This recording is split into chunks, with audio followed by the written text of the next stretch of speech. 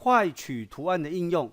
那除了画圆画方以外呢，在这个地方有没有看到一个小箭头，在这边压着不放1秒钟，按着滑鼠左键压着不放，移到我们比如移到新的位置。好，那这里颜色我改一下，我把它改成这个紫色的，拖一个爱心。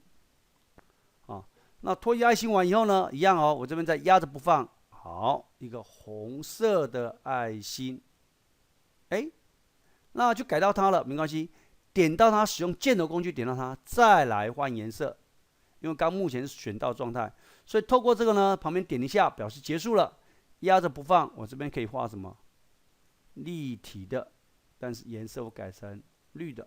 好，这颜色可以自己调。那你可以参考书本2至15页啊。那除了这个以外呢，我们再使用箭头工具点到它。同学们看到这边有2个点哦，有没有？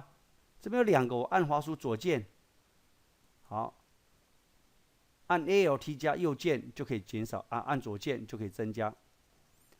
好，我这边一直加，一直点就一直加，一直加，一直加，一直加，一直加。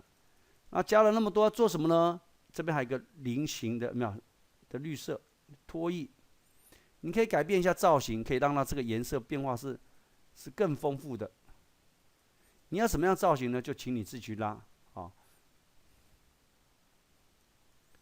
这个可以自己决定啊。那再请同学参考书本2至16页去调整，看看这个怎么去操作啊。结论呢，只要看到不同的点呢，你就去试看看，对不对？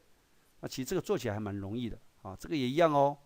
我们立体对有没有立体的弧度啊？点这个拉，有时候我们做螃蟹的手就会变成这样，这个把它想成螃蟹的手啊，这样呢就靠一边啊，也许变成像泪滴的效果。